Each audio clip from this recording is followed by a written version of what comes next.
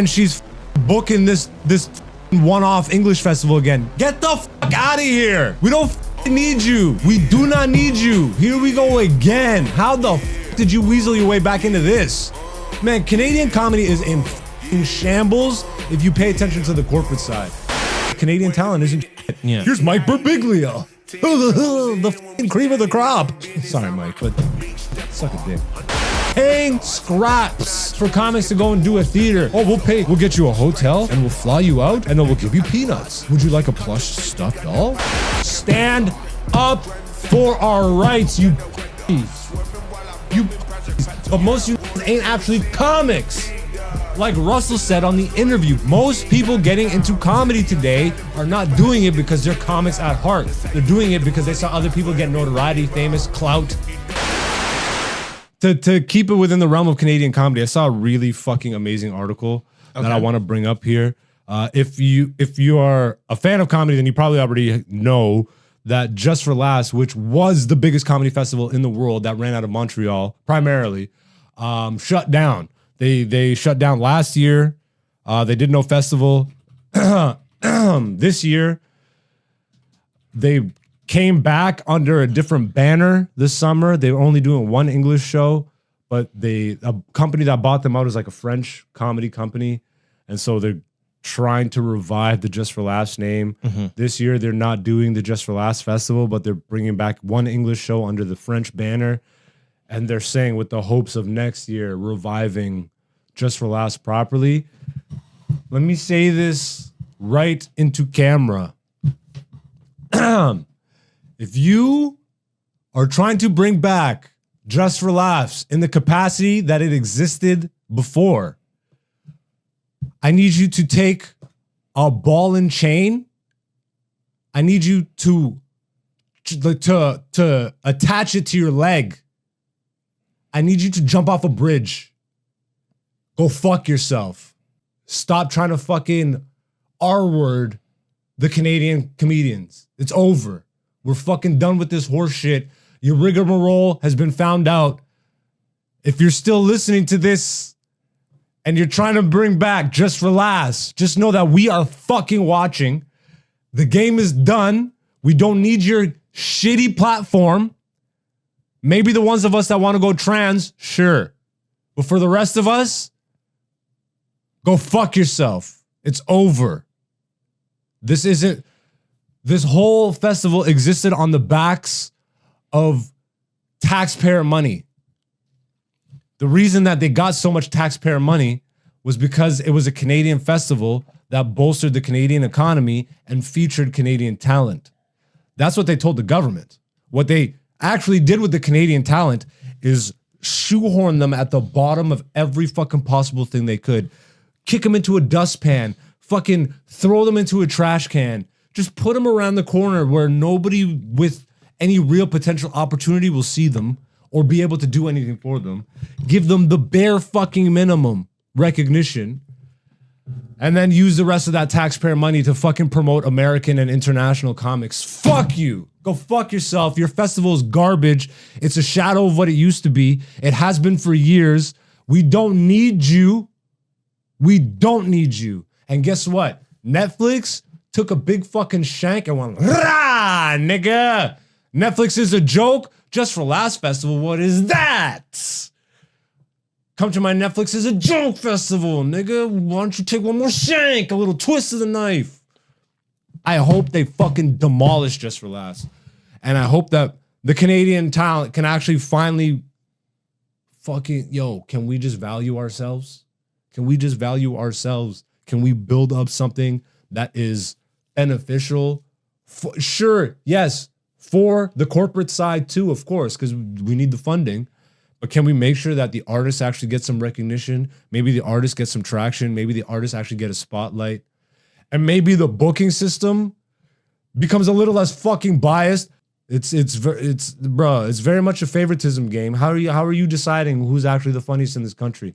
Anyways, you're not going by the streets. That's for damn sure. You're not going by club reactions. That's for damn sure. You're going by who's managed by who's rep by who am I friends with? This fucking lady left.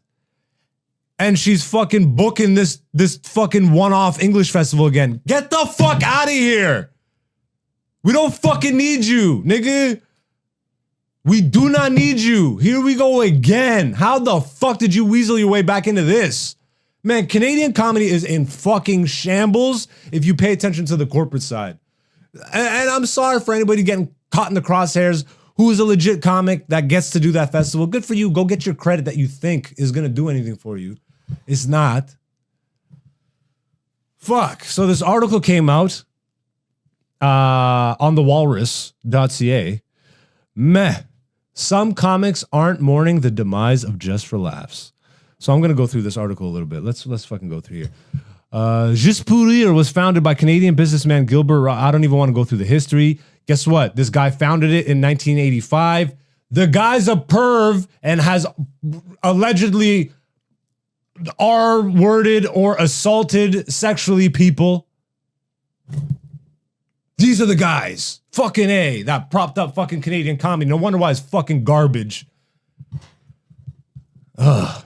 Anyways, so let's go into it. Over the years, the festival featured famous performers including Joan Rivers, Tina Fey, and Trevor Noah, along with up-and-coming comics. It put Roseanne Barr and Tim Allen on the map. In 1995, Jimmy Fallon did an opening set for Penn and Teller, where he was a standout act.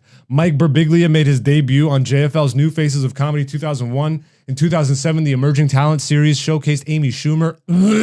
They should apologize for that. You should apologize for that. Joe Coy has told Variety, immediately after I walked off stage, the booker from The Tonight Show said, save that set. We want it on the show. By the way, this is mostly an American phenomenon. Even on the Canadian festival, this shit happened, yes, to Canadian talent. In later, like the more recent years of the festival, it still happens, but we're a footnote. The Canadian New Faces show is one show. Yeah. There's two international ones, and there's like 6 American ones. Granted, obviously they got more of a fucking population size. Yeah. But you tell me you can't feature 2 sets of New Faces, but you can feature 8 Americans and 2 internationals? This is what I'm saying, bro. We're a fucking joke in our own country. And it's a lack of putting ourselves in that spotlight or being put in that spotlight by the larger structure at play that makes Canadians at large not look at Canadian talent like it's anything good. Yeah, so it's even harder to build it because they're not. Correct. You're trained. We're training our audiences to say Canadian talent isn't shit. Yeah. Here's Mike Birbiglia, the fucking cream of the crop. Sorry, Mike, but nigga, suck a dick. Immediately after I walk off stage, the booker from the Tonight Show, I was still a shoe salesman at that point, so it felt like a scene from a movie. Scroll down. By 2012, Just for Laughs grew to roughly 250 shows produced in multiple venues around downtown Montreal. In 2016, the festival began bringing in an audience of nearly 2.5 million people. God damn, just to Montreal, bro. It was literally comedy Disneyland. I never even saw it. Just pictures and videos and shit and homies that went, comedians that went. I'm so dumb, but I should have just went. But I had the mentality back then of, I'm not going to go until I'm invited. Fuck that shit. Invite yourself. Because eventually they'll get exposed for being a fraud and they just won't exist. And then you have no memories of it anyways. 2.5 million. It expanded to Toronto, Vancouver, London, UK, and Sydney, Australia. Its flagship event stimulated Quebec's economy. The festival was inducted into Canada's Walk of Fame in 2022 for its influence as the most important player in the global comedy industry. Not anymore. And then it crashed. Keep scrolling for me. In early March of this year, Groupe Juste pour rire, that's the Just for Laughs company, the company that runs JFL, announced it was canceling the summer's edition. It owed $22.5 million and was seeking creditor protection to avoid insolvency. In June, entertainment company Comédie Ha, that's the new French company that I was talking about, bought some JFL assets and announced its summer festival. The pandemic, inflation, changing media landscape. Scroll down. We'll skip because it's still giving backstory on this shitty festival. But with JFL's enduring public issues, disturbing reports of sexual assault, and overall bad management, to name just 2, maybe it's actually okay that the old festival is dying a slow death. Kill it faster! In 1998, Rosin pleaded guilty to SAing a 19-year-old at a party, but was spared jail time by a judge who believed his business contributions to Montreal outweighed the need for punishment. Insanity. Rosin continued running JFL until 2017 when he stepped down after several women accused him of SAing, including one who claimed he assaulted her when she was 14. Yeah, that's real comedy for you, you fucking weirdos. In 1990, in total, 14 women filed complaints against him, leading to a single prosecution in which Rosin was charged in 2018. In 2020, in a separate trial, he was acquitted of charges of R-wording and indecent assault. He, however, continues to face charges from 9 women who filed civil lawsuits in 2021 and 2022 with total claims exceeding 13 million. Keep going for me. Following Rosin's resignation, the festival was sold to a group of buyers that included the talent agency, blah, blah, blah. Howie Mandel came in, blah, blah, blah. In large part responsible for the festival's downfall. Different management philosophies, yeah. Of the company's previous owners, he says, you're talking about 3 companies who I don't want to say are at odds, but they have differing objectives and priorities. And so while all squabbling was going on internally, who's taking what management fee and who's doing this and who's doing that? The world of comedy is being completely upended by technology. Just keep scrolling when you see me get to an end of a thing. JFL's decline is in part a matter of obsolescence. Nowadays, up-and-coming talent gets discovered on TikTok, not necessarily on stage, but it also points to what's really broken in Canada's comedy scene. The festival often prioritizes American comics over Canadian talent, reinforcing the idea that to make it big here, you have to go south. With JFL on hiatus this summer, it's an opportunity to rediscover who's actually making us laugh. Wassim, blah, blah, blah, who was featured in JFL's New Faces in Canada in 2022, wasn't devastated by the festival's cancellation. Personally, I'm much closer to meh, he says. It's more of a loss for the city of Montreal because it's such an iconic event. Seeing some of the greats on stage when he was growing up had helped him envision what a career in comedy could look like. It made the concept, the dream, accessible. And finally, getting on was exciting. It was an honor, but it was kind of a shadow of what it once was, he says. He heard from several industry representatives who were there that he had the set of the night. He felt that he had the set of his life, but still, it was a bit anticlimactic. It just felt like any other show in the end. 20 years ago, it probably would have opened many doors for me. Shock. With more comics posting their material on social media, attending and watching all the shows is no longer imperative. It's not like it used to be where all the agents are there. Like, oh my God, you killed it, kid. Come to New York and we'll do this and that. While performing at JFL, Al-Munzir felt like many other Canadian comics did that he was undervalued. Felt like many other comics did, that he was undervalued, which we all say, if you're a Canadian comic, you already know this phrase. We are undervalued as fuck. You have a budget to bring in Kevin Hart for God knows how much money, and then we do a guest spot for free or a gala. Nigga, they were paying scraps for comics to go and do a theater. Oh, we'll get you a hotel and we'll fly you out and then we'll give you peanuts. Would you like a plush stuffed doll? Anyways, and though Hart's performance fee likely reflects his star power, one can argue that Canadian institutions, especially those that receive taxpayer money, have an obligation to boost domestic artists. Natasha Lynn Miles, a stand-up comedian who began her career in Edmonton and was featured in New Faces of Comedy in 2023, sees things in much the same way. If you're an American comic, you're probably thinking, that's money I depend on. But Canadian comics are like, sure, maybe I'm just not going to get to be in Montreal in July. That's pretty much it.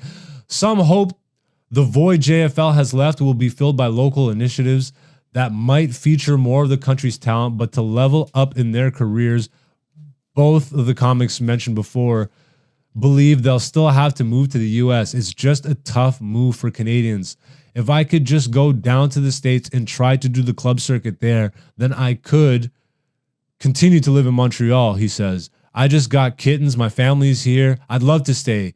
Canadian comedians who want to perform or tour in the U.S. are required to obtain an O1 visa, or the visa for individuals of extraordinary ability or achievement, before entering. This visa process can be both time-consuming and expensive, typically costing between $5,000 to $10,000. That's $5,000 US.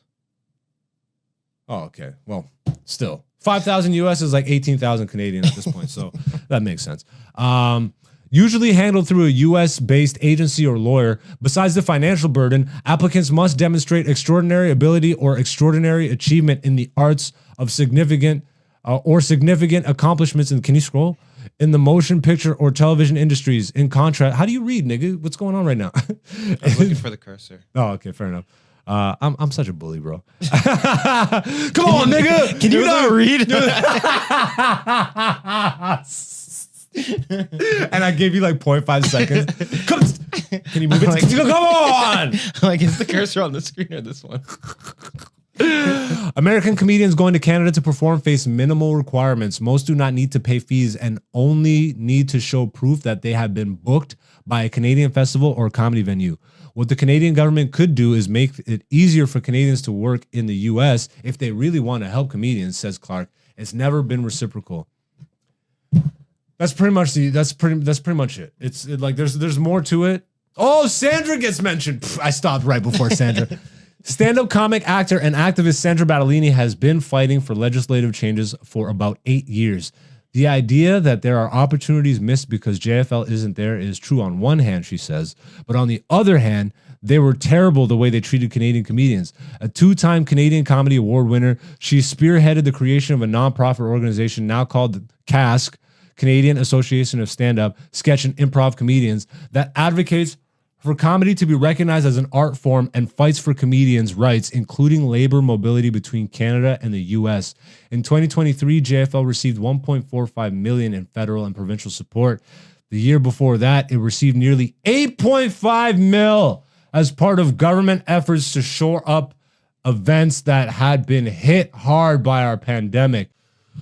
It's been getting this kind of funding for decades, she says. Our lobbying efforts are to get money to go directly into Canadian comedians' hands. She feels that in many ways, comics are held hostage in Canada. If you want to stay, you must make a sacrifice. If you decide to go, you must make a sacrifice.